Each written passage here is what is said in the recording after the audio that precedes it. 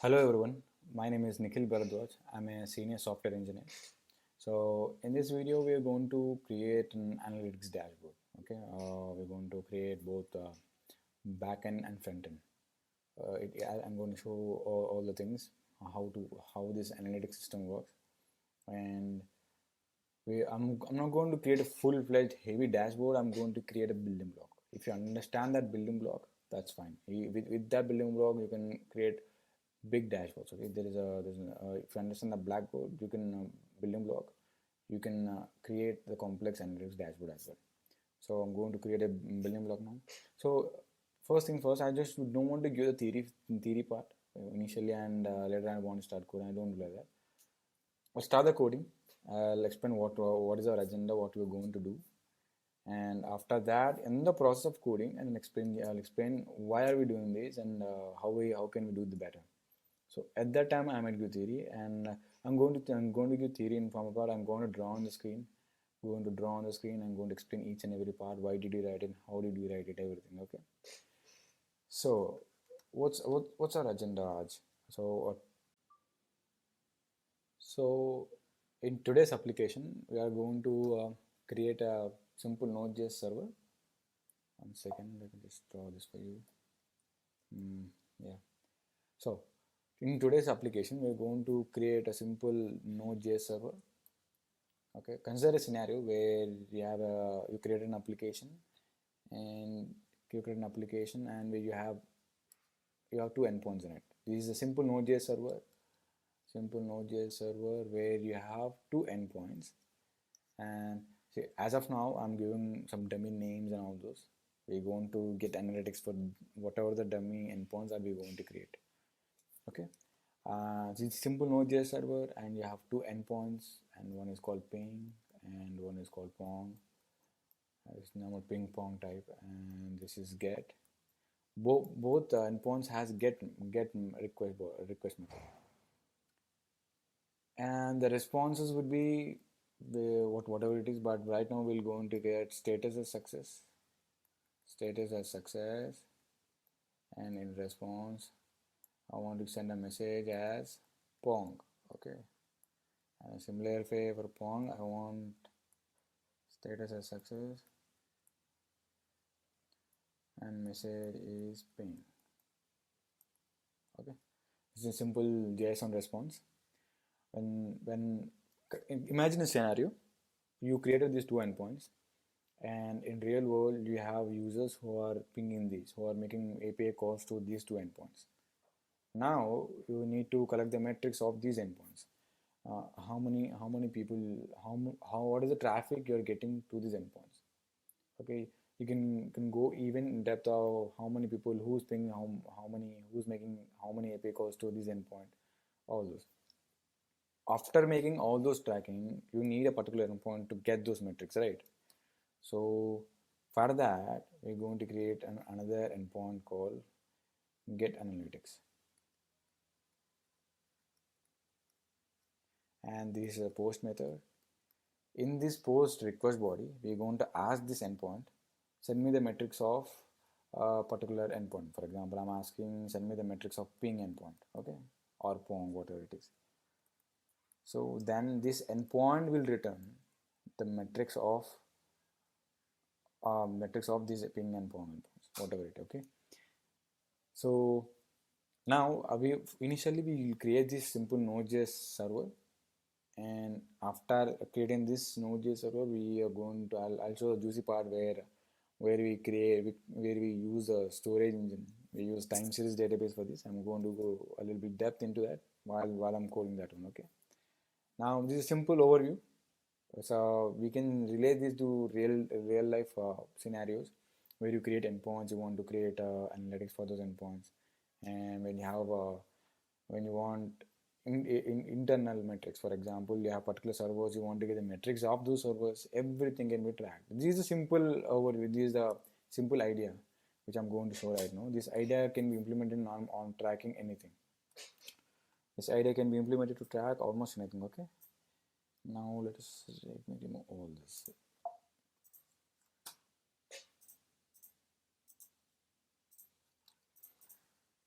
Okay, first step is first we are going to create a Node.js server.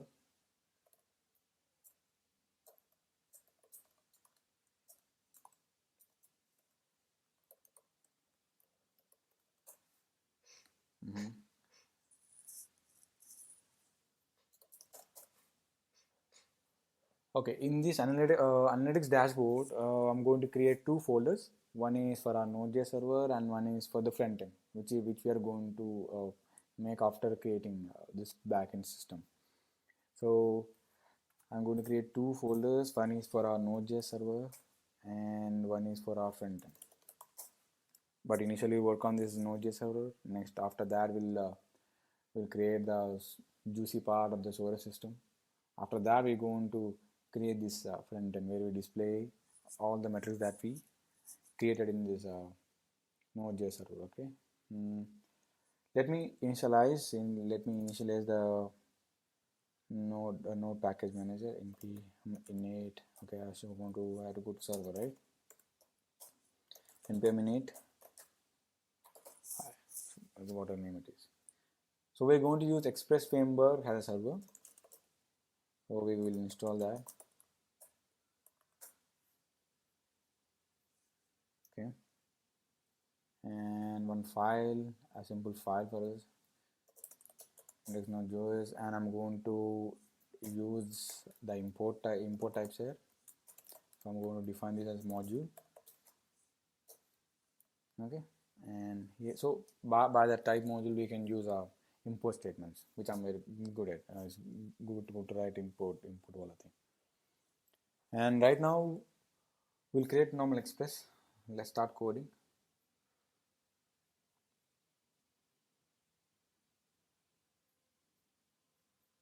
Okay, now I want to import the express, and let me create an app where what I said we're going to create two endpoints, right? Okay, let us create that. And what is that endpoint called as? One is ping, and one is pong.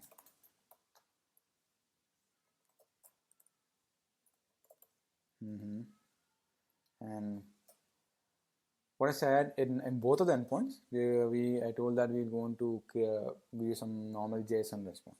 So we're going to give a normal JSON response for this, the request, response, and next.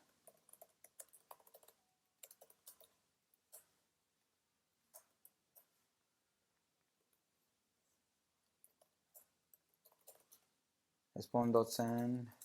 I'm going to send a normal response as status. I want to send status as success.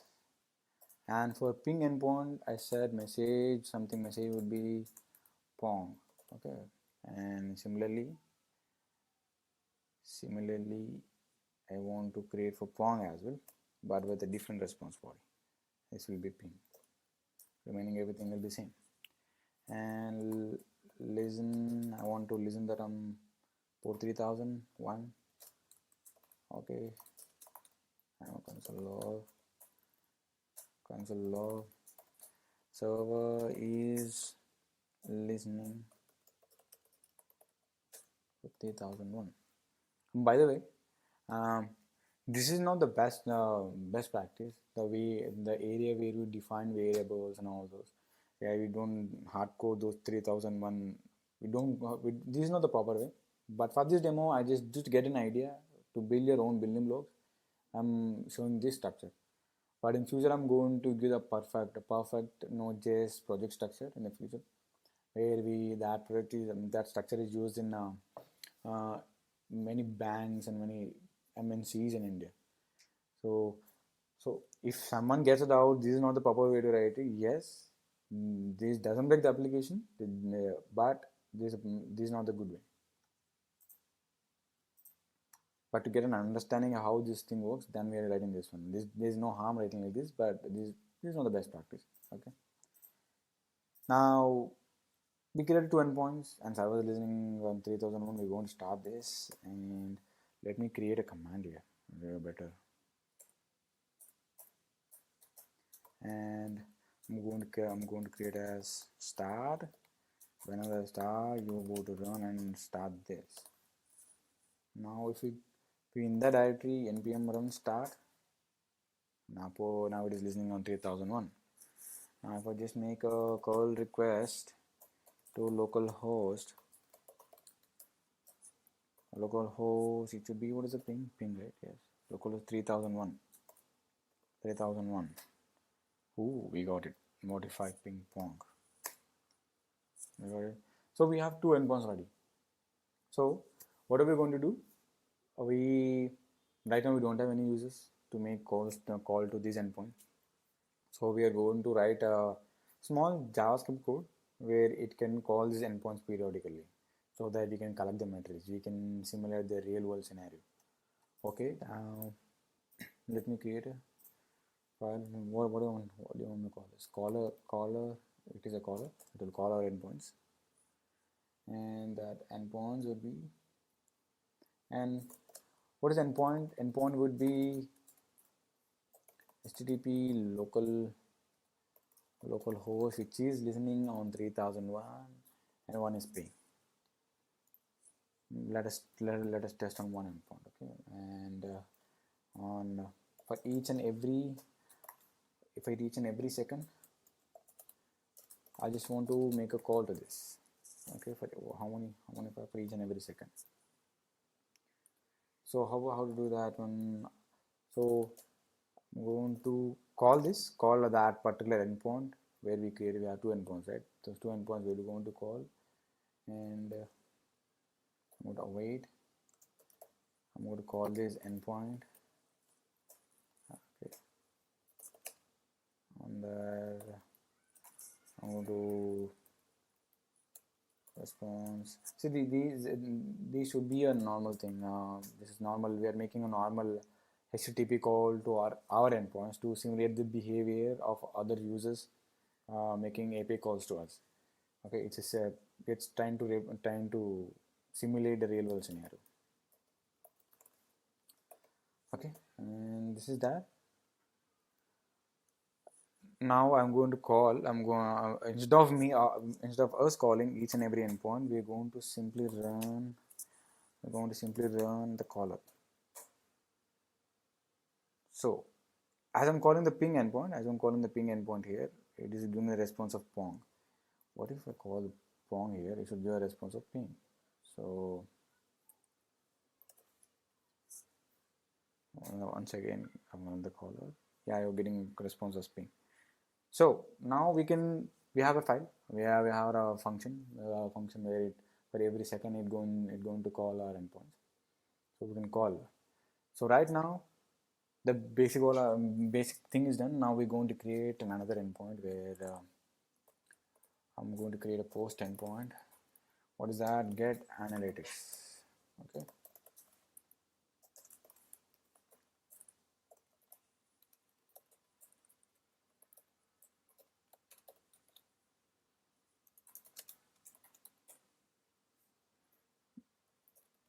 And what I said in get analytics, it will be a post method, and in the request body, we said we're going to mention one thing.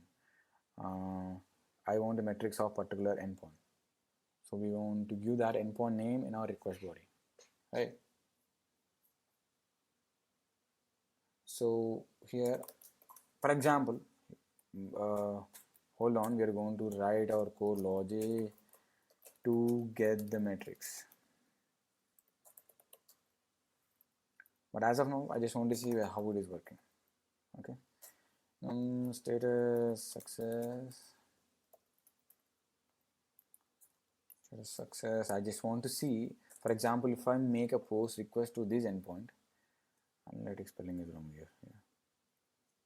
So if I make a post request to this endpoint, I want to see what is the body, request body. Okay, so I'll just console out that as well.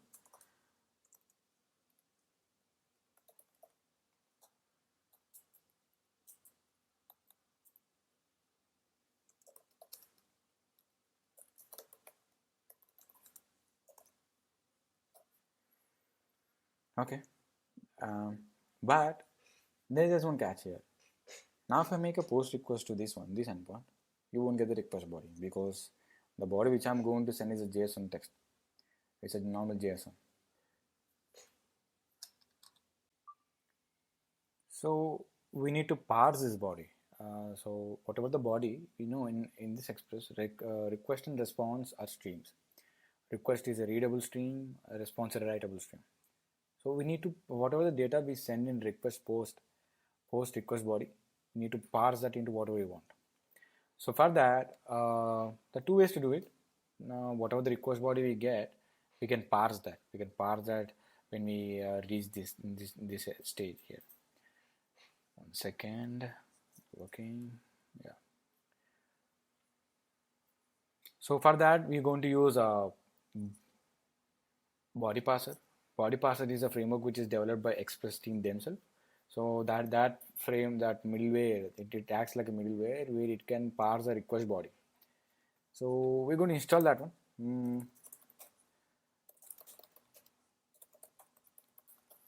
Okay, now we're going to install that, and we're going to use that here.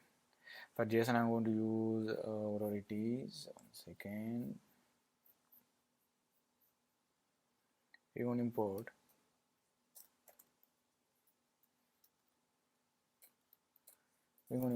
body, or we're going to import body parser from body parser. Okay. And in the app, I'm going to use that body parser .json as a middleware. So this thing takes care of parsing the request body of post method or any other method, post, delete, whatever it is. Wherever there's a content in your request method. So that this middleware take care of that one. So it parses that data and forwards that to the next framework. Okay. And we also need a URL encoder as well. So for that, I have to use body parser dot URL encoded, and it should be extended true. It should be extended true. What is this?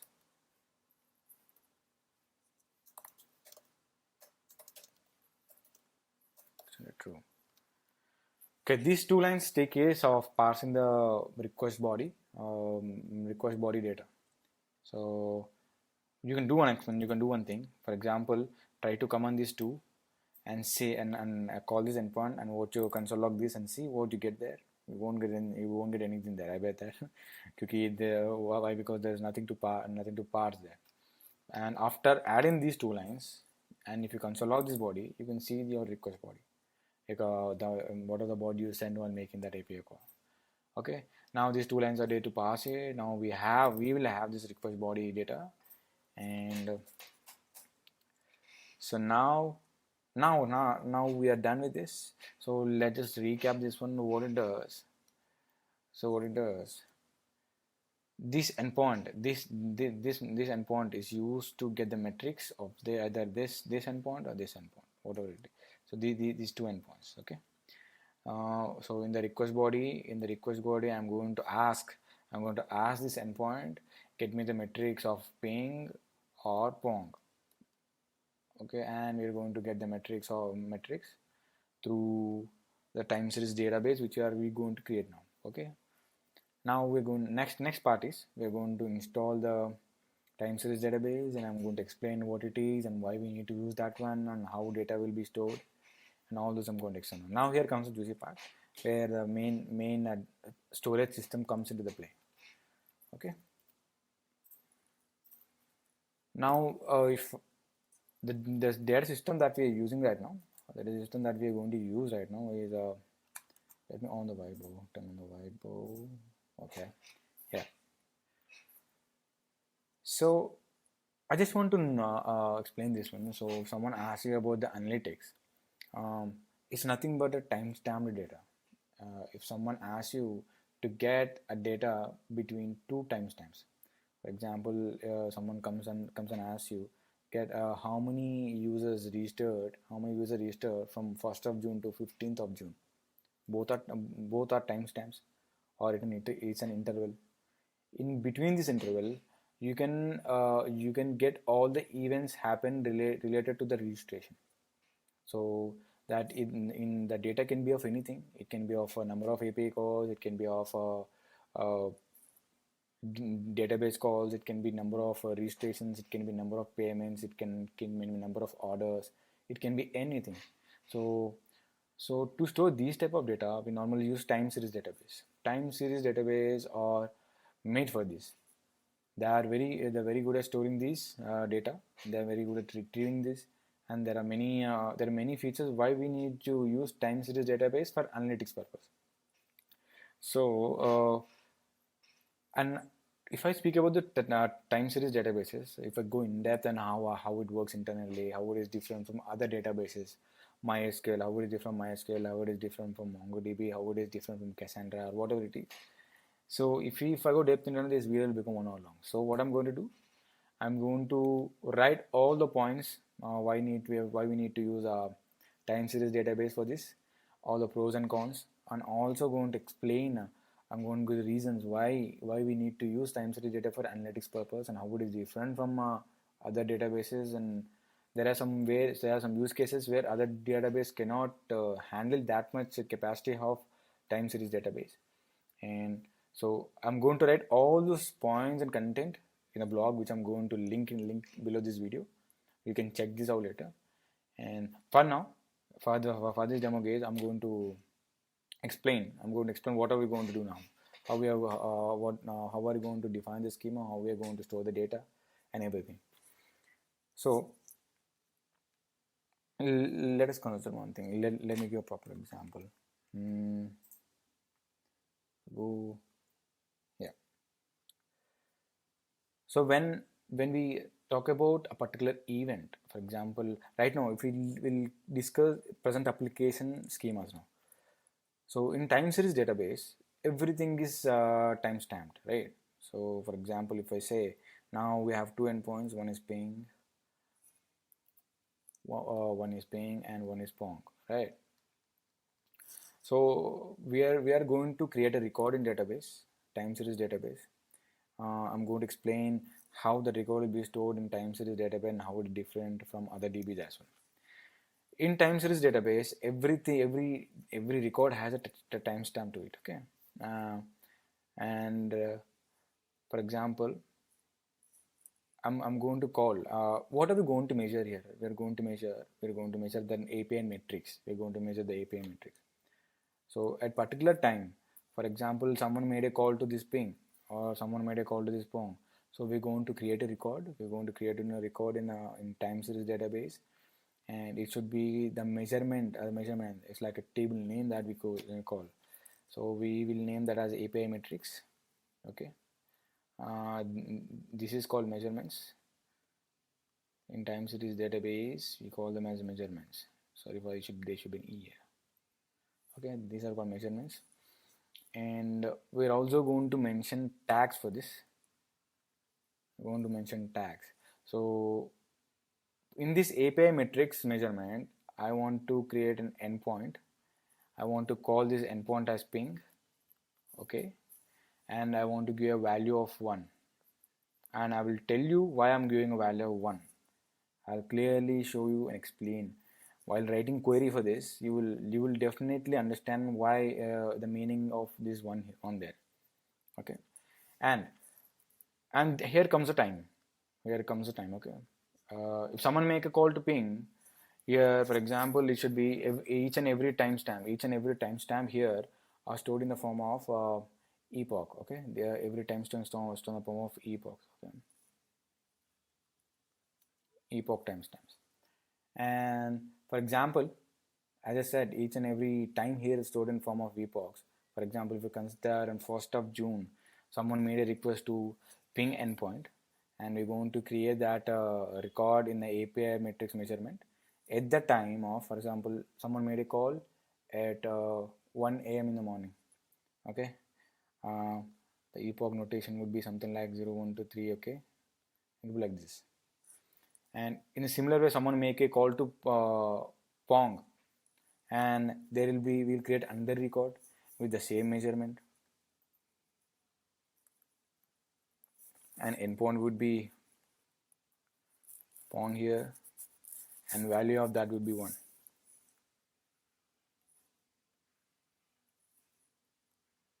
And at what time? So what for example, we got this API call at 3 a.m. in the morning, okay, 2 5 2 7 something like that. This is a epoch time. I'm just doing a rough value, you can convert those, and I'm going to show this value live in the code as well. Even after querying the DB, you'll get all these, metric values there. Okay, now so whenever you get a call, we'll create a record against the timestamp, and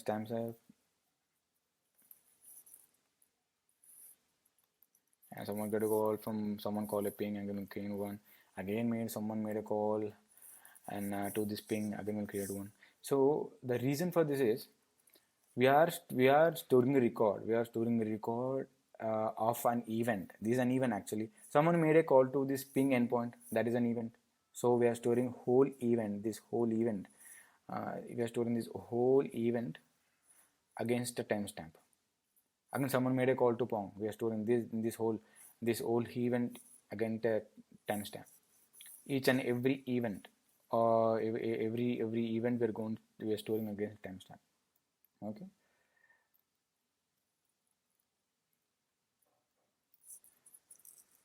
So,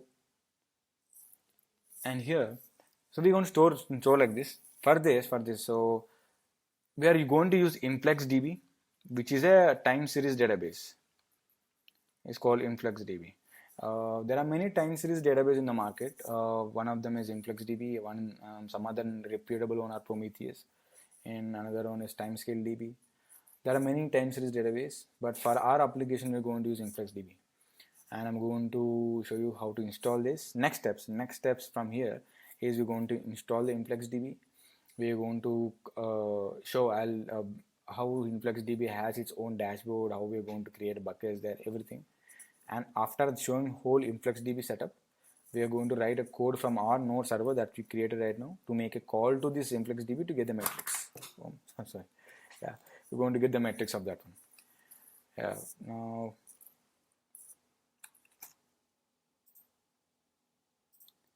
okay. So we're going to install. Let me create a browser there.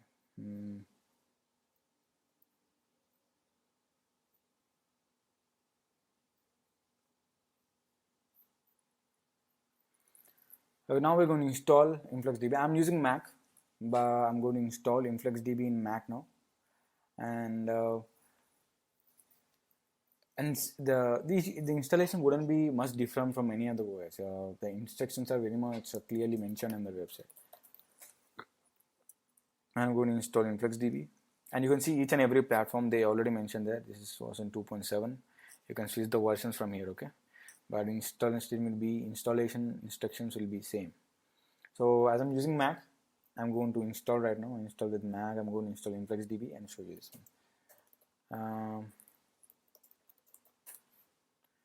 I'm going to follow the instructions from here. Go install InfluxDB.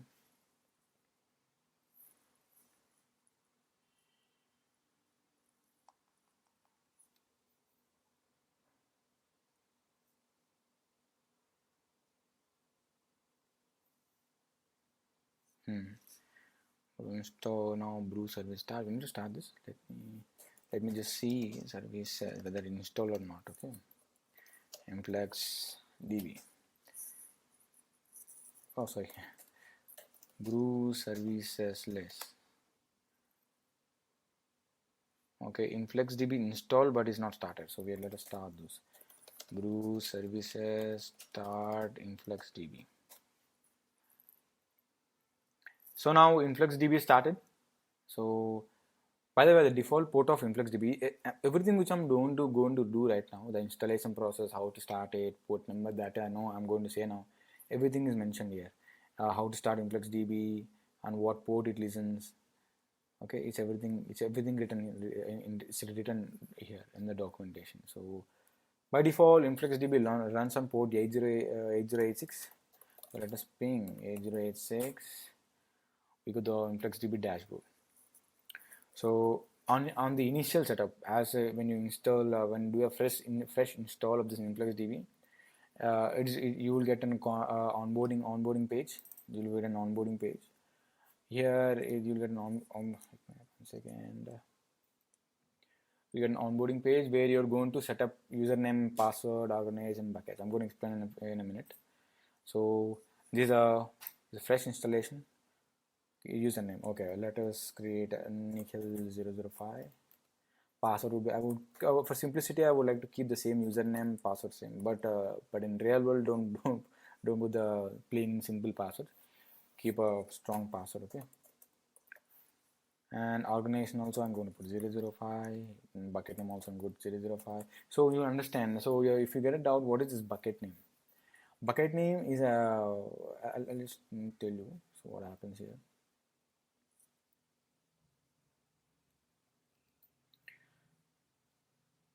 So under the organization, so whenever you organization is something where it is related to users. So particular group of user you want to provide access to InfluxDB, then you will create a new organization. You create a new organization and provide this organized access to them. So now we are going to we can access an organization buckets and records using a particular token related to that organization. We're going to create a token now. We're going to create after this one. And bucket is a place where we store the data. Store data. For each and every organization, there are individual buckets. A bucket belongs to organization. Okay.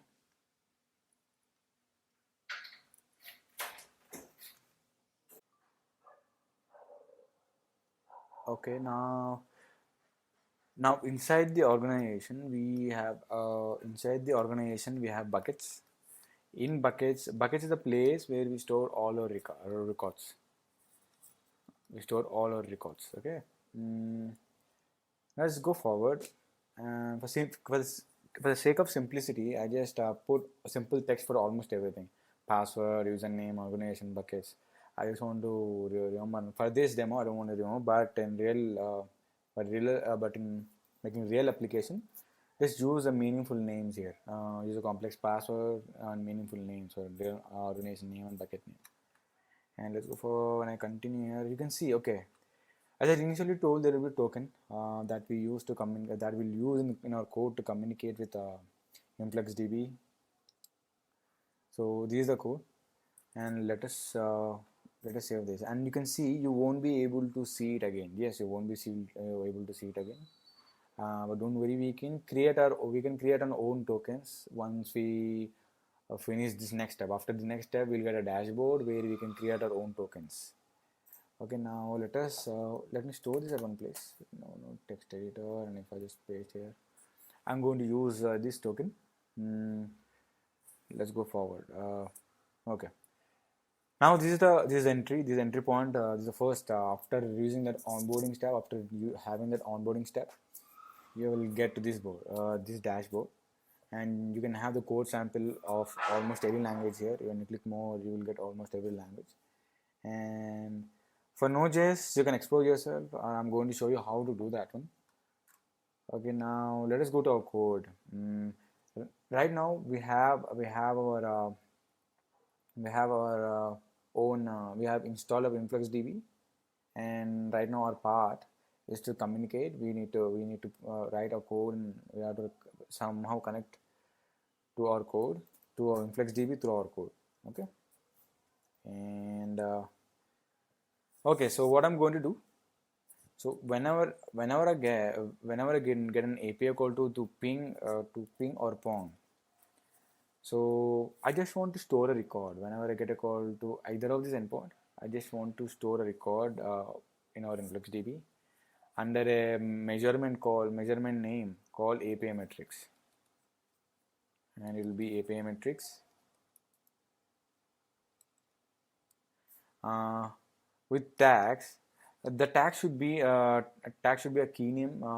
I just want to key value type, and I want to put endpoint has ping, and for pong endpoint I want to put endpoint as pong,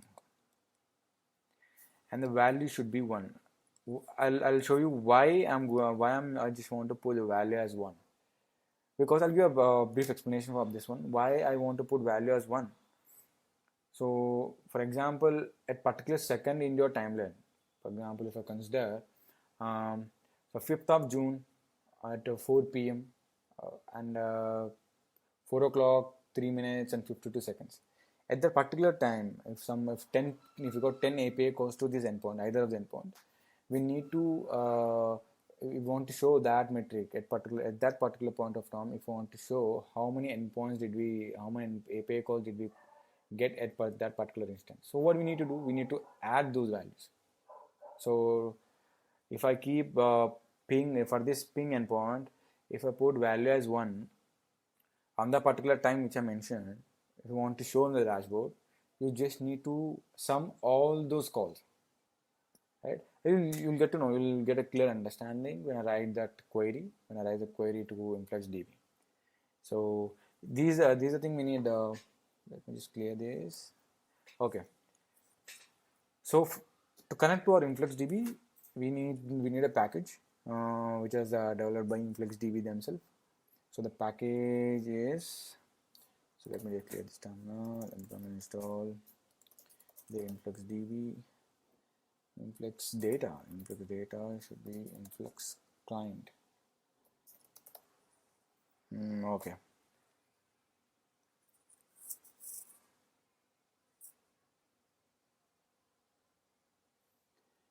InfluxDB client, that is my bad. Okay. Okay. Now we have the package. So to communicate with our InfluxDB, we need some keys. We need a token, that which we already have, and that we go through our dashboard here. We kept it a place secure at a place, and we need a organization name, a bucket name, and endpoint to make our calls to our DB. So our endpoint will be this one, and we have our token as well. We know our organization name, we know our bucket name. We have all the keys. So we have to use that in our code. So I want to put that in environment variables, but the thing which I normally follow, I don't write environment variables anywhere in this repository here. For example, consider me writing a server code like this, and I don't write anywhere in this code. So what I do, outside of this folder, I'll create a shell file.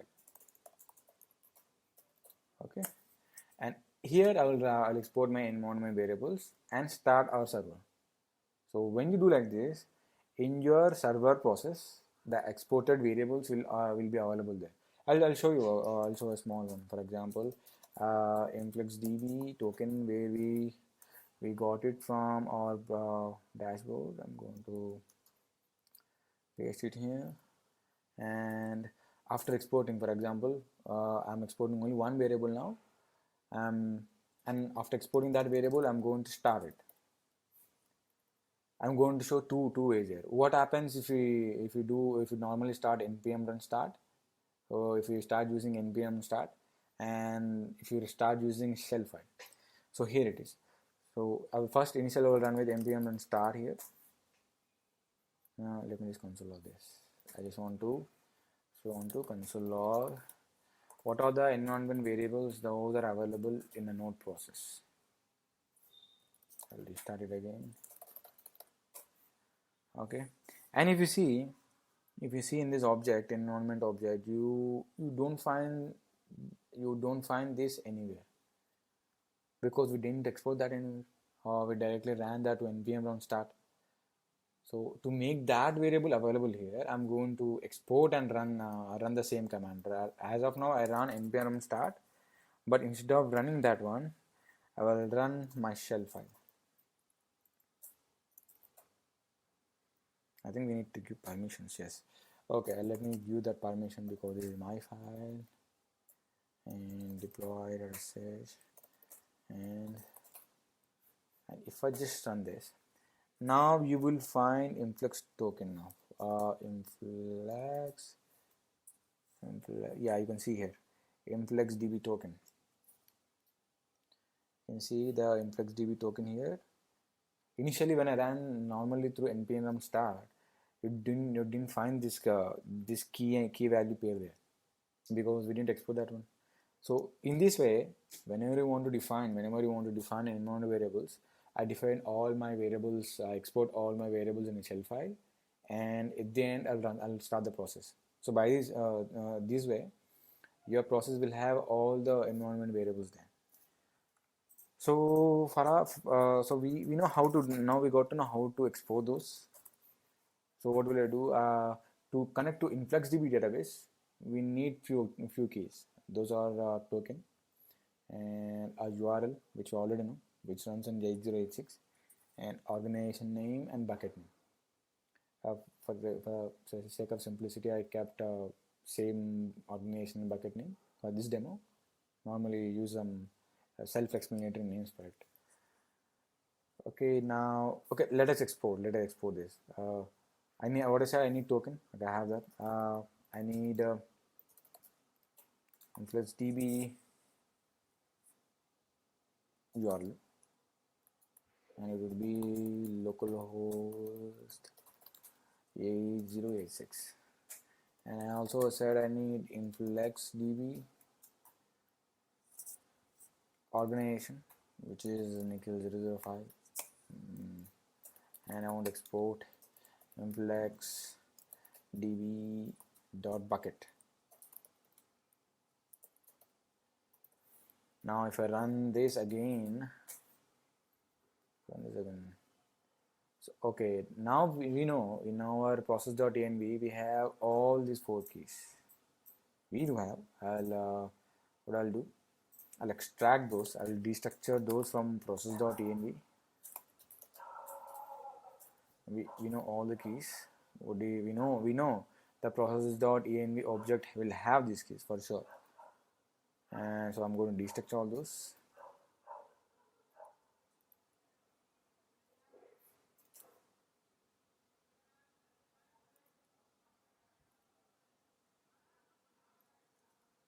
This should be bucket actually. Bucket. So I'm going to restart this again to make this changes. So now we have, for example, if I console log this, okay. If I just want to console log one thing at a time, okay. If I just console log this,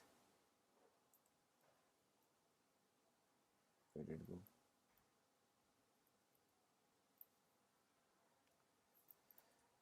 Okay.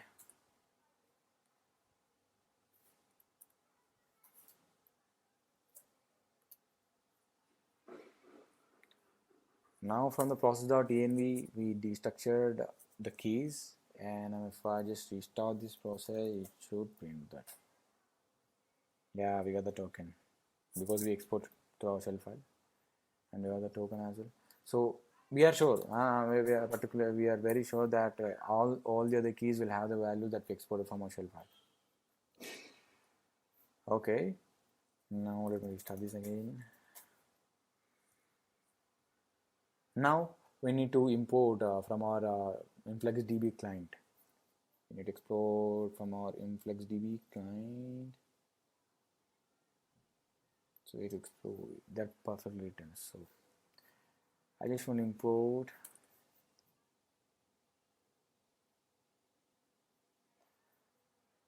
I just want to import from our InfluxDB client. I just want to import our InfluxDB.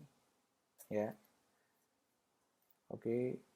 And after extracting all those keys, or we destructuring from our environment variable, I just want to make a connection to it. I just want to call this as client and new InfluxDB. And this we're going to pass the InfluxDB. Okay, URL is InfluxDB URL, and token should be InfluxDB token. and it's as simple as that. Now we got all we using token and URL. We created a connection. We created a connection to our InfluxDB, which is running in the background. So now we made a connection. Now half of the part is done. So whenever we get a call to our ping or pong endpoint, we need to store the metric in the database. So for that there's a thing called point. For there's a thing called point.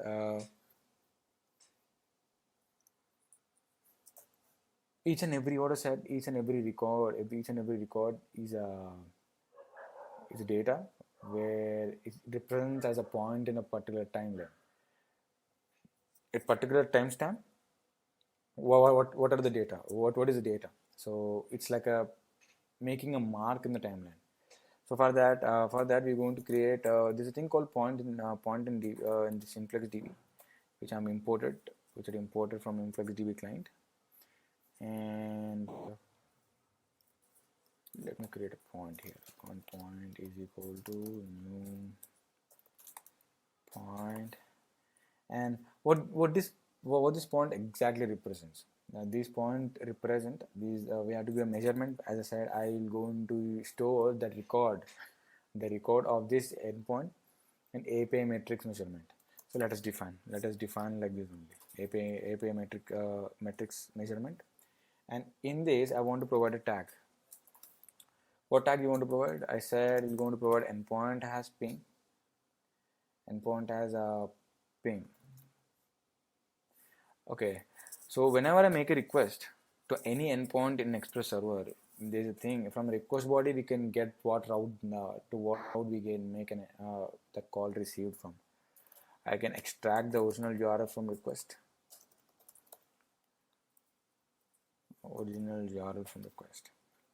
Okay, and that endpoint will be original URL dot slice 1. Why? Because whenever I get a call to this ping endpoint, the original request value will be ping. You can just console log and see it. Okay, if you make a call to this ping endpoint, and if you look at this variable, the value will be this one. So what I said initially, I want to store in API metrics measurement. I just want to create a tag called endpoint is equal to ping, right? So to make slash ping to ping, I sliced it to I sliced first character of that slash ping. So by that this endpoint key will have a value of ping. So that's why I took this one. So instead of we hard coding that ping and pong values, we're going to get that from a request object only when we get a API call. So let me close this. So we added a tag, and I said we also need to add a field. I want to provide a value to it. So as I said I'll going to provide a value as 1. There are many types of values. We have int string, you can see here int string, and there are some more points here, float, and you can also provide many tags, many fields here actually. So boolean field also there. So for that I'm going to provide a value as 1. So I'm going to provide int field. So I'm going to provide value as 1. That's it. This point here, this point is the data that we need to store in our InfluxDB. We have a record. We made a record, a structure, a row structure ready. So now we need to store that one.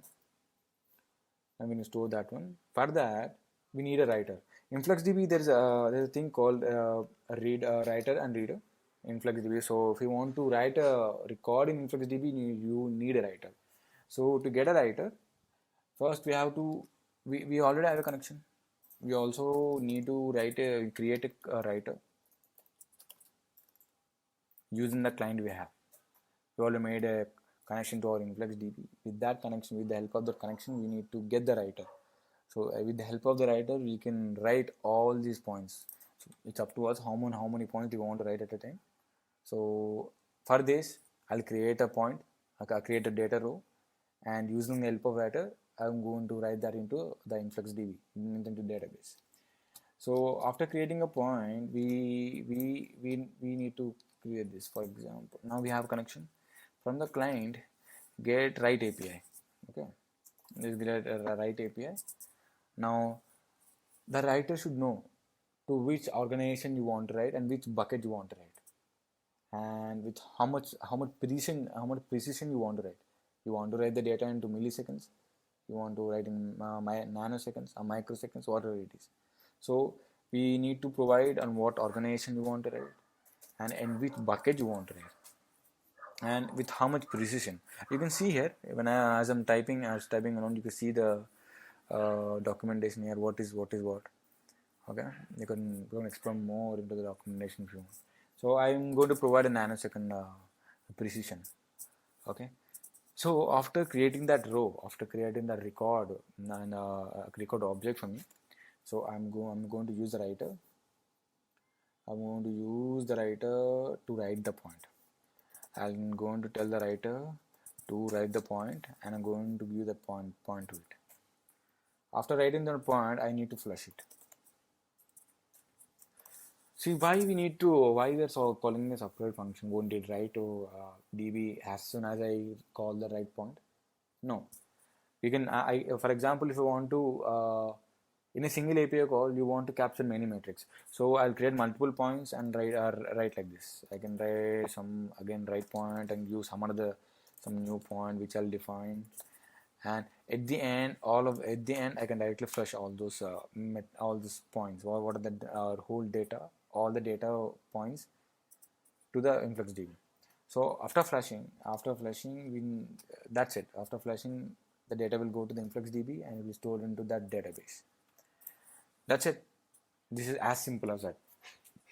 So when we get a call to ping, we are creating a row and writing that to our InfluxDB.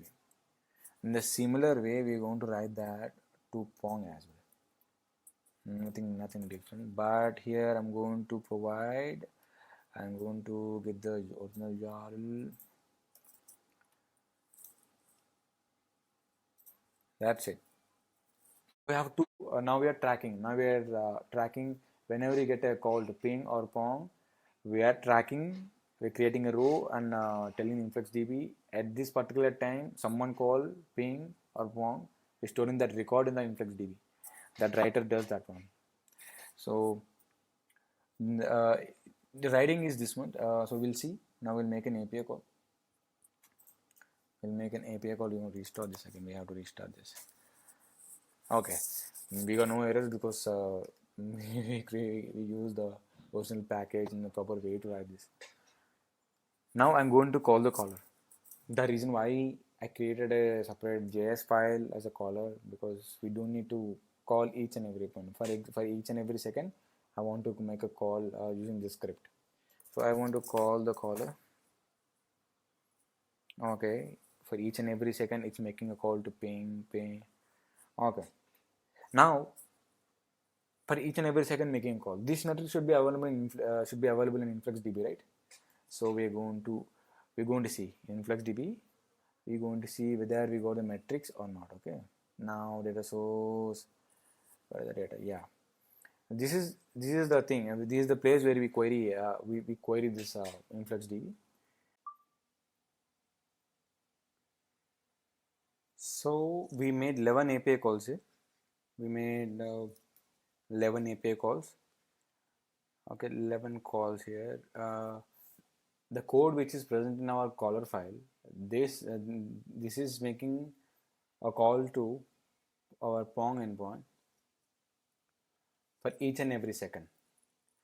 So I just made a call. I just ran this file. So it made a call to Pong endpoint 11 times at this particular time. Okay, 3321. So we made a call.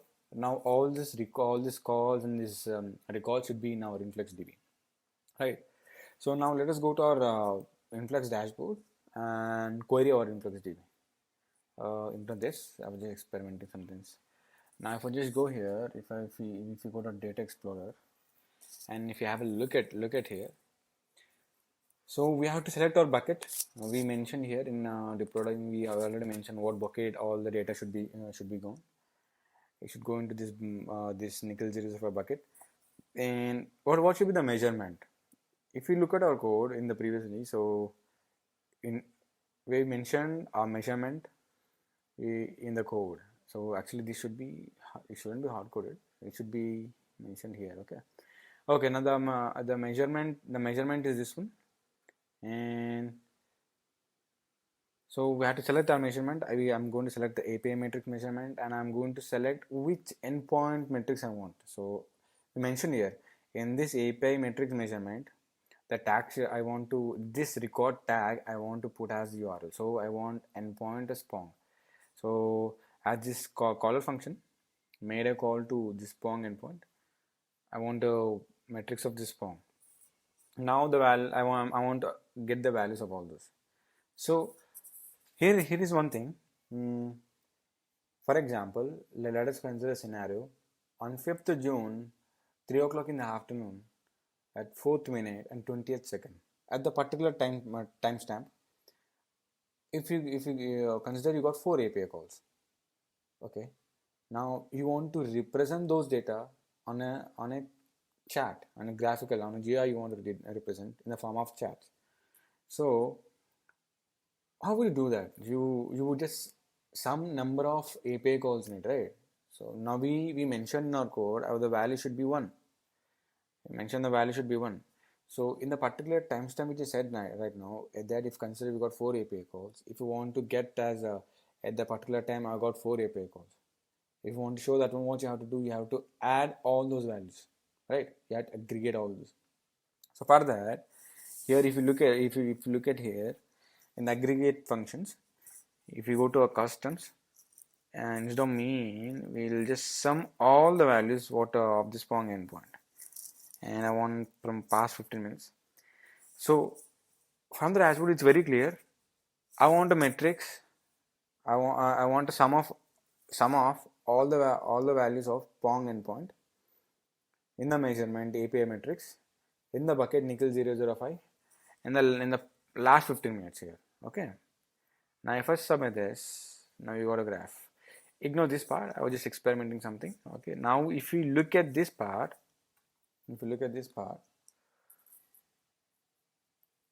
okay. If you look at this part, so we got a spike here. Because we our caller function made API equals that one. We'll do that live. We'll also see how this graph changes as the caller makes a call to a Pong endpoint. So if I just refresh this one, and if I put your mouse on this chat, you can see. Let me remove this.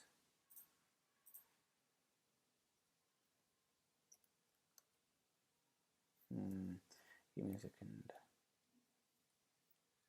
Okay. Now if you hover your mouse on this one, you can see the exact timestamp there. At the particular time, how many API calls did you get? You can see the value there. It's a sum of all the API calls you got at that particular a particular timestamp. So if I just move your mouse, you can see the timestamp change from 3410 to 3420. At 3410, you got 4 API calls, and 24. Oh my god. Okay, at 2420, you got 7 API calls. This is what it means. So it collects all the metrics. It will store all the records on a particular timestamp with that against a value 1. And when you make this query, it will make a sum of all those value in each time interval and gives this data. And I hope you understand this one. So we can experiment with this a lot after this one, after this demo. Now we made a call and we made a query to DB. Now let us see this live.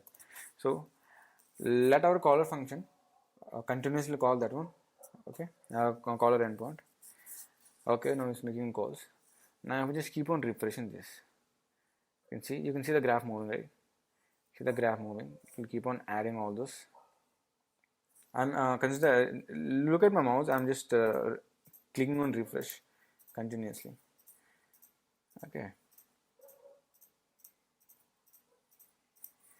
See, it's real time. So when as soon as you query, you will get the result back. So this caller function, this caller file is making call to our endpoint. So then the records are updated here live. Okay, now understood. Now why it got stuck 10 here? Because we're making call for each for every second. For every second. So if you look at the timestamp, if I hover my mouse, you can see the the time interval is around 10 seconds, right? So look at the time here. You can look at the time here, like 23, 40, 50, right? 23, 40, 50. And if I just move mouse a little bit right side, you can see 41. That means 10 seconds. In 10 seconds gap, you got 10 API calls. That means it's working. So now let us look at the query. So now we saw the chat. We from the InfluxDB dashboard we saw. Okay, we saw the chat of this API calls matrix. Now we need to call this. We need to make the exact query. What this dashboard is making. We have to make the exact query from our code. So for that, if you see here, there's a called script editor. There's a thing called script editor. If I click on the script editor, you have your query here. That's it. You have to copy this, put that in your code, and make call from your code. That's it. Now let us do the same thing again. So if I just copy this, and in our code, so you can see what we thought. Get analytics is the endpoint where we're going to make a query to our InfluxDB to get the metrics of all those. So let me paste this query and keep it as a backup now, as of now. Edit. Okay, let us copy this again. Copy. Okay, let me come on this. We're going to use this query. We're going to use this query to make query to our InfluxDB. Now,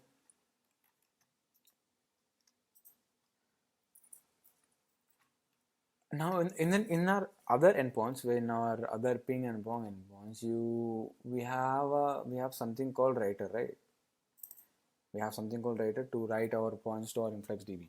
So what about there's something called query API to read from InfluxDB. So we'll create one. We'll create one reader.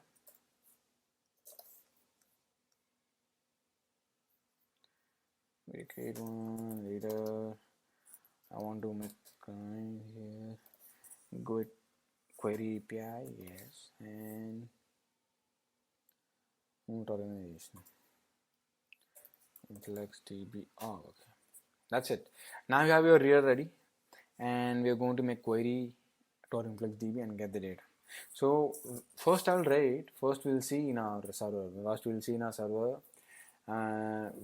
What the data exactly we're getting from InfluxDB. Okay, and the dashboard we raw data. You can see the data here. If you enable this, you can see the exact raw data. These exact data that you get when you query InfluxDB. Okay, and this is a graphical representation of that data, and this is the exact data you get when you query InfluxDB.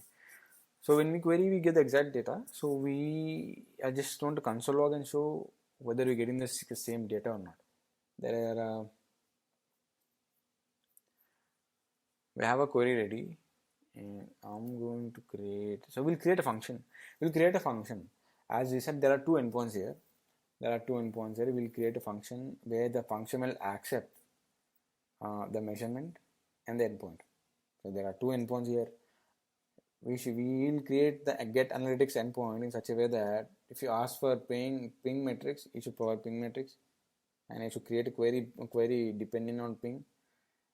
If you want pong metrics, then you will pass at the pong as a function parameter in that query function, and it will return a query which contains the pong metrics query.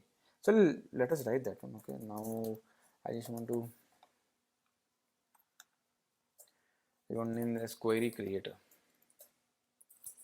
Query creator, and I'll accept two parameters here. One is measurement, and one is, what is that, an endpoint. Okay, and I want to return this query. So let's accept this. Okay, this uncomment this. I'm going to use templating for this to return this, because the data will be dynamical. Data is dynamic, right? So, but when you write original application, the real application, this is demo. So try to make all this value dynamic. Okay. Now, whatever the measurement I pass here, I just want to put in this measurement. So I want to replace this, and whatever the endpoint which I'm asking for, I want that to be here. That's it. We have a function. If I pass a measurement and endpoint, it will return that query. And one more thing, you know what is this? That when we create aggregate, we can say for every, you want the metrics for every 1 second, every 5 minutes, every 15 minutes, every 1 hour. If you had to query, you should ask InfluxDB aggregate the data in the windows of whatever time you mentioned at this point. Whatever time you mention, in the time intervals, it will aggregate the data and provide you. For example, if I mention 5 minutes like this, so it will provide the data and the interval of 5 minutes. Okay, for each and every 5 minutes, it's going to aggregate the data and send you. I hope you understand that one. We'll see this one. Okay, now we have a function that queries this one. Okay, let me remove this. For example, in the body consider, from the body I'm going to extract, because this is the post method, this endpoint method is post. We're going to send an object in our request body, where that object consists two keys, one is called measurement and another is called endpoint. And I want to get default value here. If they don't provide anything, I want to provide as API metrics. Okay, now let us create a query. I just want to create a query using our function we created. Create query. What is that function we created? Query creator. Okay. Yeah, query creator, and I'm going to pass our measurement and our endpoint. Okay, now this variable has our query. This variable has our query. Now we're going to query our InfluxDB. Now we have a reader variable, right? On the top, we created our reader variable to make queries to InfluxDB. Let us write. From the reader, I just want to query the rows, and so if I just hover on this, you can see, where is that? Okay, let us write this. So this function will accept our query, first thing, and it will have an object, and this object has three methods in it, so 3 keys in it. So let me explain you what are those 3 keys. One is next.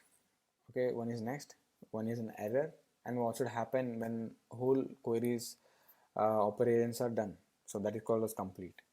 So let us create 3 keys here. Okay, let us create 3 keys. These are not the original values. We are going to define all the key values here. As of now, I'm just trying to make it visually clean. Okay, as I said, this object will carry 3 keys. One is next, one is error, one is complete. So we're going to define what should happen for each of those tasks.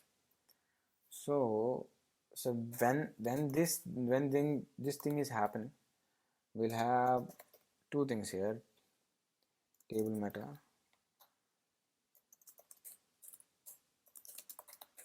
Okay, so for each and every next record, what should happen? We'll just console log now. As I told you, first we'll see what data we're getting from InfluxDB. We'll just console log. We'll just console log the row. And say I just want to create an empty function as of now for both of them, both error and complete. Okay, I just want to console log the row. Okay, I just said this endpoint is get analytics and it will have its method post. So let us create one. Get analytics. I'm calling on this endpoint with a measurement as I want a measurement should be API metrics and endpoint should be form. And 1 second, I just want for last 15 minutes. So we might have crossed the timeline here. So I just want to get the data for every 15 minutes. So I change the aggregator aggregate window in our query so that I can get the data.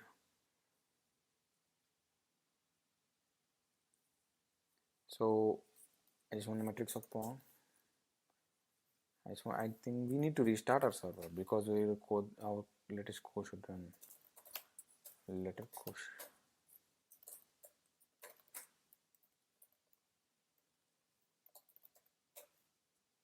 Okay. Hello guys. Sorry for the break. I got caught up in some other works. So let us do this simple exercise again. So let me call the caller again. Let me call out the caller again. Now we'll get ping here.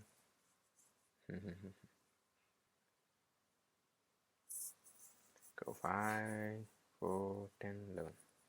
Let's stop this. Okay, now we made some API calls. Now we need to get these analytics. What we wrote in the last time, we were making a call to our InfluxDB, and it's trying to console log that one, right? So one more thing. We have to so during execution of this query, if you get any error, so you want to console log that, right? So we want to know what that error is. So we just console log that one. And if something happened during executing this query, then it will directly console log that one. If you don't write anything here, you won't find you won't get any hint to find that error. And okay, and one more thing here in the query, if you have noticed here, this is a start and stop range. This is a start and stop range. Okay, sorry. Oh, very good one. These are the start and stop range. So we need to tell I want the data between 1st of June to 15th of June. So this is a start and stop range. So this can be anything. So as of now, I'll just put the start and the past 10 minutes, for 15 minutes, 20 minutes, 30. Okay, something like that. Okay, I just want to put from past 30 minutes. I'll be fine. And if I want past 30 minutes, I don't want interval of 1. I want to give this 5 minutes interval. Okay. Now let us restart our server. And okay, we made these many calls to our endpoint. So that records will be in our InfluxDB, and from our code we are asking from past 30 minutes, and with 5 minutes interval of 5 minutes interval data, I want to grade all those and query that one and send me. We're asking that to our InfluxDB. So let us query that and let us call this API. So in this API, I'm just asking from the measurement API metrics and endpoint is found. So let us call this. Oh, we got it. Now we got the records from InfluxDB. So these were the calls which I was experimenting with, but these were the calls we just made right now. At this time, what was that, 23? Okay. So these is the way you get all these records from InfluxDB. Okay. So I think the video is too long. Let us wrap this up fast. So you will get the records in the form of array. So you want to convert that into an object. So to convert that into an object, there's the second parameter, the object as a value, where this query rows provide with that variable with that function, we can convert that into object. For example, I'll show you table row dot to object, and if you want to convert that row into an object, you can directly do like this. So if you restart this and make a call again, now you got all the results. Now you got all the results in the form of JSON objects. And if you look at this, and the thing which I need the most are the time and value. These two values here I need. So right now I'm going to, after we're going to wrap this in 2 to 3 minutes, this backend code, and we're going to jump into the front end, where we are going to display all these values in the front end chat. We are going to use some chartJS for that, and we're going to do that. So in this JSON objects, I need only two values for me to display in the browser, in the chat. So those are these. I want the time and the value of it. Okay, I want the time and the value. Okay. So let us send that in the response. Here, as of now, we got only status a success. I just want to send all the metrics. So after completing everything, what I want this to do. So whenever I convert any row, I just want to put that into an array. I want to push that into an array. For example, I want to collect all the metrics. Okay. Consider this a row. I want table metadata to object, and I want to convert that into a JSON object. From this row, I just want to destructure. I just want only two values. What are those? Underscore time and underscore value. The value which you see here. Okay, these two are extracted from our row, from the JSON object, and I just added them. I just want to collect them in an array. So underscore time, underscore value. Okay. So when you make a query, when the query is getting executed, we fetch all this time and value from each row and push that into an array. And after finishing whole query execution, I just want to send that one. So I just want to send response dot. I want to send a JSON of status success. Okay, and I want to send, along with that, I want to send all the metrics. If I send the response here, I don't want to send below this one. I'm just commenting this. I just restart the server. Normally use something like Nodejs or npm to something like that to restart all this. What is this? Row is not identified. Okay, how is row is not identified? Oh, okay. I just found row. I just found this one from the DB, and I will rename that to this. Yeah, okay, now let's see, start this again. It's starting now. So if I just make a call now, you can see now in the response it got all the metrics in the form of array, in a form of array of objects. In each object has its time and value, at what time, how many API calls did we get. That would be that is fine. So okay, now we have a backend server, which send the metrics to us. Okay, now we'll jump to the front end. In the front end we're going to create. Let us close all these tabs. In the front end we're going to create a normal HTML file, and we're going to make API calls. So we need some JS. So I want to include some JS. So here, HTML5. Resource analytics dashboard. These are very self-explanatory. I'm just writing HTML code right now. Okay, I just want to include our script. So for that we're going to use chartJS. If you look at the chartJS, is open source HTML chat for your website.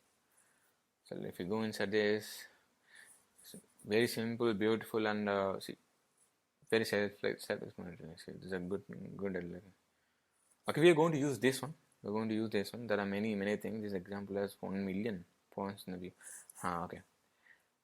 This is we're going to use chartJS to represent our data in the browser. Okay, now let us get chartJS through our CDN. I started. I just want to get CDNs here. Let us use chartJS CDN link, and you can get there are many CDNs to serve that in any JS file, so you can use this or a JS delivery, something like that. Okay, so as of now I'm going to use JS delivery for it. I'm going to include that here. I'm going to include JS. Okay, now we got our chartJS into our HTML, and I want to include our JS script as well. Let me include the JS script. So to include our index.js. Oh, index.js. So we should have everything, right? So let us start this one. So if I click on open a live server, so to run your front end, I normally use extension called live server. Let me show live server. What are things installed here? Yeah, these are things which I use. You can directly run your HTML file. If you just right click on your HTML file, it will start a static HTTP server there. So for that I use those. So if I click on open with live server, and it open. Okay, so how to do this? So let us write something in our JS file. I'm loaded. Okay, now for this live server automatically restarts if you make any change in either JS or HTML. Okay, and as soon as I make a change, you can see I'm loaded here. If I'm loaded from website, of course. Now I'm loaded from website. That will be fun. Okay. Now our front end application is live, so we need to write our code to display our. We're going to make an API call to our backend server where it gives our statistics for our Pong and Pong or Ping, whatever it is. Okay, let us start that one. Let us start. So for that, first of all, we need to make an API call to us.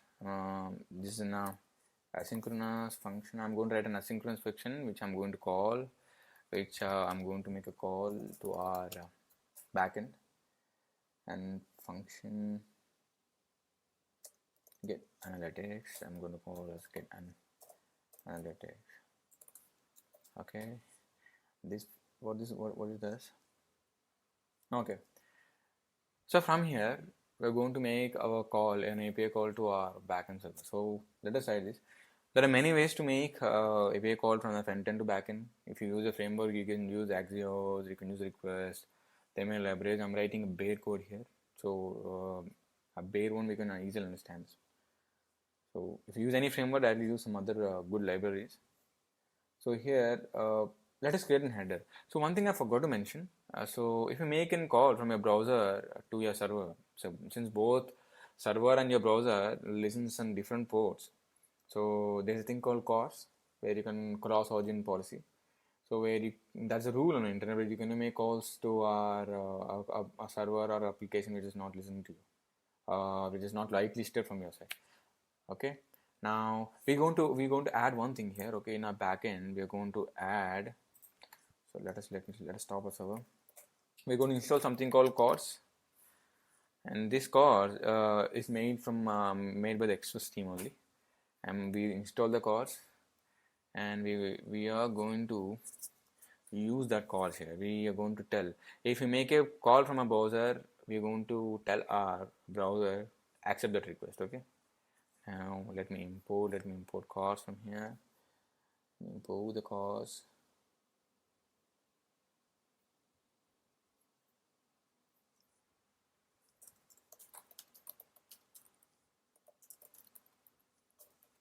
Okay, and I'm going to we're going to make call to our get analytics, right? We're going to make a call to get analytics, and I just want to add this CORS middleware to this get analytics. That's it, as simple as that. You can customize this CORS option, but as of now we don't need. We just making this fast, and we will just get an understanding how analytics works. Okay, Now let's start the server again. Okay, we made our endpoints cores enabled, so we can make our calls from a browser. Okay, now from our browser we are going to make a call. Okay, let us create an header here. Let me add this in my headers. And header, I just want to add headers to this. Okay, my headers will have, I want the content type, that thing we are trying to send.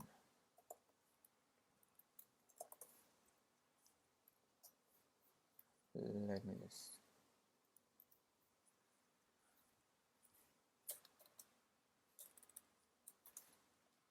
okay.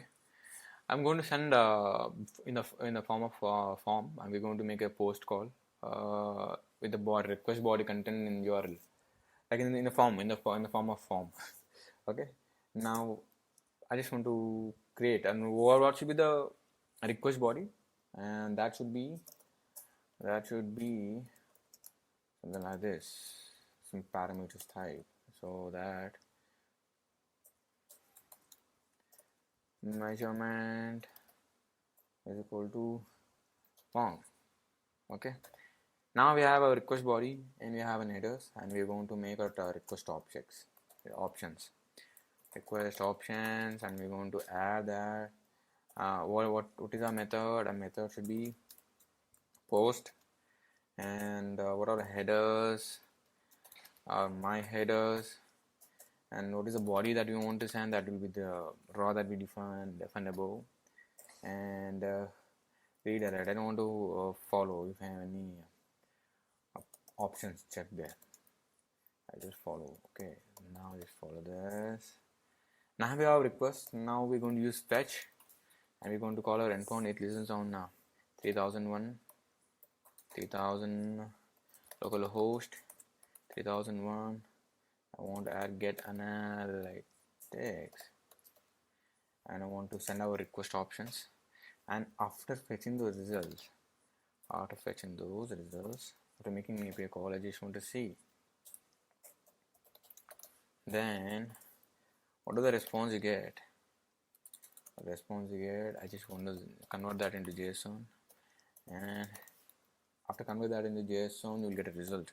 Okay, now I just want to console log the result. I just want to see whether we are making API call to that or not. Okay, it should be refreshed. Make an API call. Okay, we defined the function, but we didn't call it. We need to call here, but just to arrowmarks here. Okay, just to brackets, restart it. Oh, we made a call.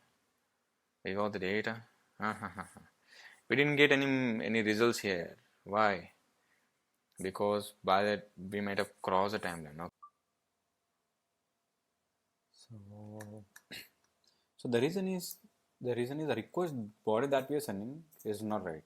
I have already said the measurement should be API metrics.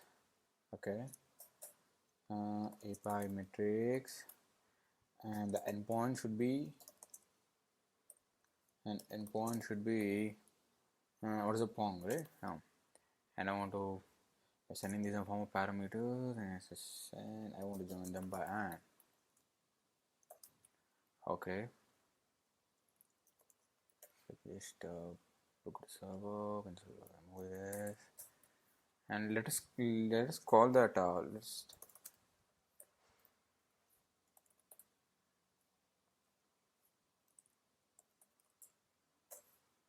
let's call our caller function again, call our file again, and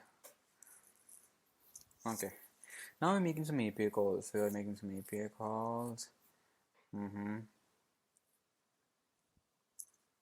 Enough, that's enough, and we'll refresh this page again. Oh, we got one. Now we got the metrics. We got the metrics in the front end. Now let us make some more calls. Now if I make some more calls, that calls will be recorded in some other timestamps, so we'll get more data here. And if we just refresh this, come on, yeah, we got 15. So with this, how much interval are we, within how much interval will request in this? Past 30 minutes, I don't want 15 minutes. I want every 1 minute I want to get the metrics. So if I change the code in the server, I need to restart the server. Okay. Okay, I'll just refresh this. Yeah, now we got 2. In this minute we got 10. In this minute we got 15. Yeah, that's nice. Yes, we have everything now. We got everything we need. So we need to display that in the front end. So let us finish this. We'll wrap this up fast. Okay. Now in the front end, let us create a placeholder to display our chart. Now, okay.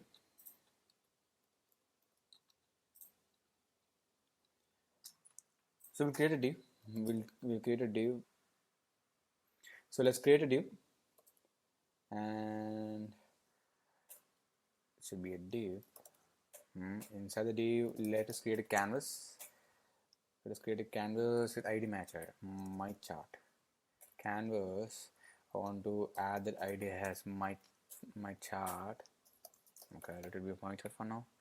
We'll create 2 canvases. First, let us get the basic idea for one endpoint, and we'll just replicate that for other endpoint as well. And for that, after doing that, it will go to our where is that? Okay, here. I got the results now. What is the result structure we got? In all metrics array, we got all this. So for our chartJS, we need to display something, right? So there are some configurations that we need to create, and a configure object we need to create to show the chartJS chart there on the browser. So for that, I'll just keep on writing the JSON object. There are more, we can write even more in it, but I'll show you. You can read all those. You can read all those in the my chartJS documentation. So let us create one. So first thing is first, I just want to get all the timelines. I want to get all the values at the timelines. Okay, let us create one. Let us create called times. For example, I just count ping times. How many times did it call? I create endpoint and just again the pong values of it.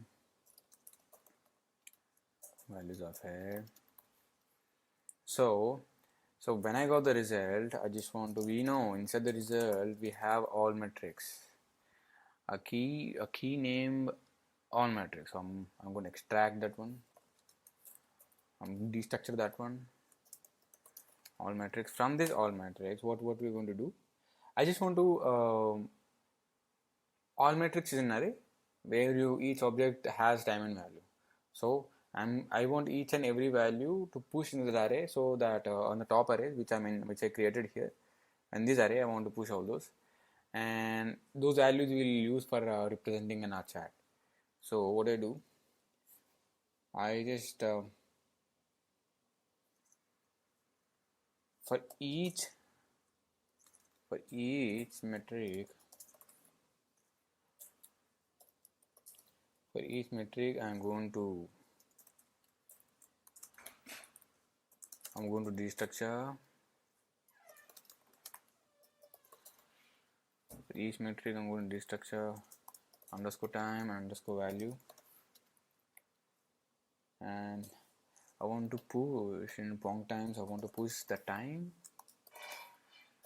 and in pong times, in pong values, I just want to push the value. That will be fun. Is it values? It is values. Okay. Now we have these things ready. Now after stacking those values, we have to create something called data to pass that to our chartJS. Okay. In there, what are the labels you want? Okay, what are the labels? So in the y-axis, I just want to represent. If you in the y-axis, I want to represent the times. Sorry, on the x-axis. So let us on the labels. I just want to present the Pong times.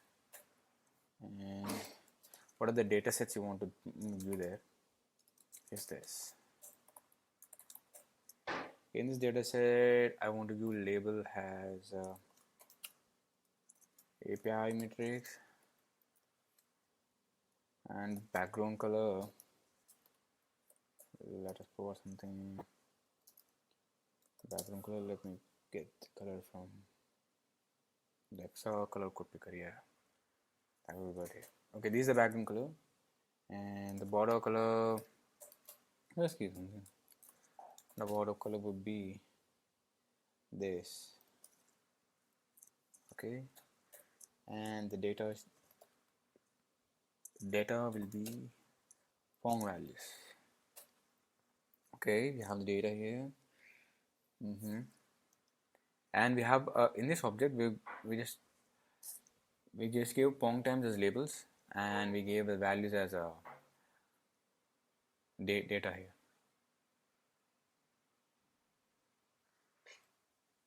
So we're just saying on the x-axis I want the time variables, and on the y-axis I want all the values in that here associated with times. So it's as simple as that. We just need to tell what should be on the x-axis, what should be on the y-axis, and remaining things will be figured out by chartJS. Okay, and we have the data. We know what data we need to give to the chat, and we also need to provide the chat config. So here I just want to config the. I'm going to provide the line. I'm going to provide the line chat. So here I'm going to give you one thing. The type should be the line, because I want to display in form of lines here. The type of the chat is line. You can get this type of what are the types exist in chartJS through the documentation. There are many types of chats there. And okay, I want line chat, and this is the data which I want to give to the chat. And some more options I want to give. I want to give some options as responsive. As I know, I don't want any response, so let us give false for this. And in plugins, in plugin, I also want to give the legend at the position top. I just want to display the name of it at the top of this. Okay, and what should be the title of this chat? Okay, I want to display this, and the text should be API matrix of the Pong endpoint. Yeah. Okay, now we already created a config object. Now let us combine this with. So I want a new chat. I want to get document.get element by ID. What is the ID to that canvas that we gave in initially? So this is the ID, right? So let us change this. I'm going to display chart for Pong, right? Pong chart. I have to use better names next time. Okay, I just want this ID, and to this chat, after giving the first element of that, I want to give the config lines. Okay, and during passing this, if I get any error, just I want to know how it is working. Let's console log this error.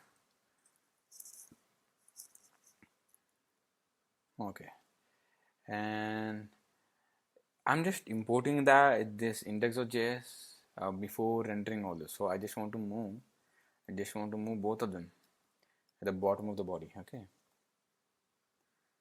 that would be better. Yes. So when all these canvas are rendered, then the script will start loading. Now, if I just have a look at here, index, what is that? Number 2 and 22. 2 and 22. Close this. And number, okay, I just need to put here. I put semicolon. Click it at a time.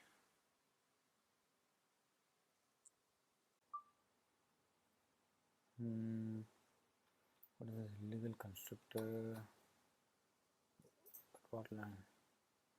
Oh, this is not character data. Oh my god, autocorrect. This autocorrect thing. Okay, this is not a character data. It should be chart. And by the way, there's no catch here. Okay, let me remove this. And if I save, this. What is this? Canvas already in use. Okay. Canvas already in use. For example, if I go here. Oh, we are trying to create canvas for inline. No, this is wrong. So what do? We just move this. Let me just correct this. Line number 56. I just want to move these two things. After this, I just want to move these two things to here. That's it. It should work. Wow, now we got it. Now we got our metrics. So this looks small. Let us adjust this height and width of this chat.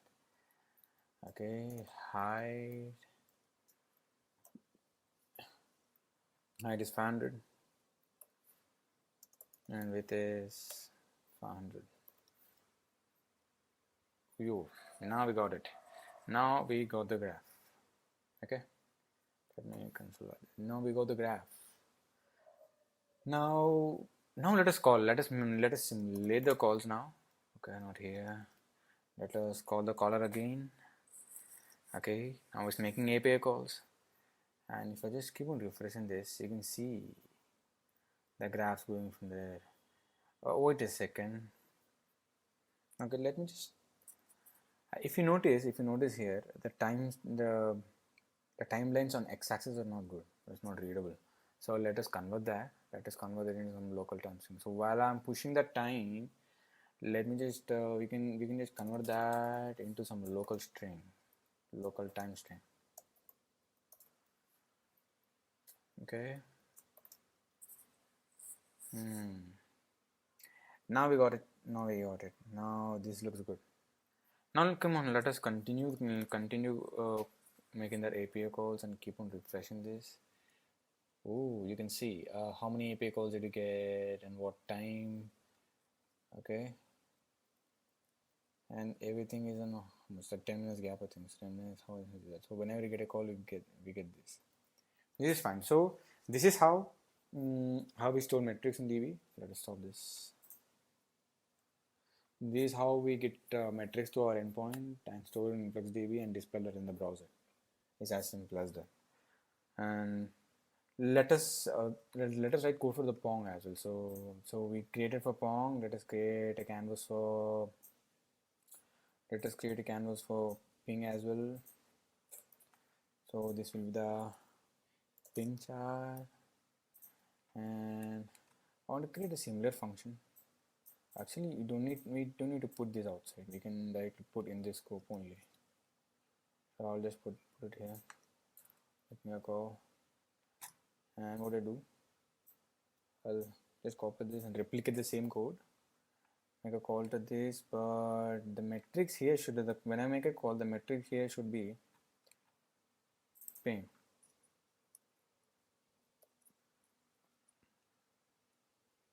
Ping here. It should work actually. Okay, let me just select all the keywords which I'm using here, and this should be ping times. What are these should be the ping value, right? Ping values. And chat, this should be the ping chat because we change the ID, right? We change the ID from pong chat to ping chat for ping graph. So okay, we got two graphs now. One is for pong and one is for ping, and we got graph for pong graph for pong metrics because we made calls to pong from caller function. Now let us change that to ping, and let us create some API calls with that. Okay, let it ping. So after making some calls, that record should be stored in InfluxDB. That's enough. Now if I just refresh this page, You got something here. Particular second, we made in a second, we made this. So let us make some more codes. Some more after some time. Okay, so refresh this again. Let us see what the error we got. We didn't get any error. Okay, it's fine. Okay.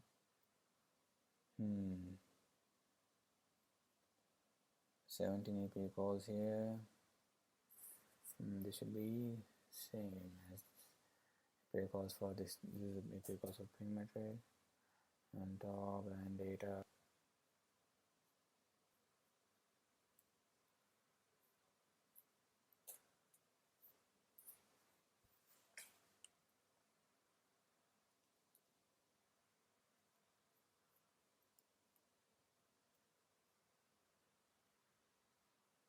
Yeah, we got it.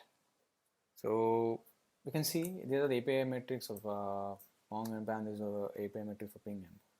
So this is how we collect the metrics of an API calls and store into InfluxDB and query in the dashboard.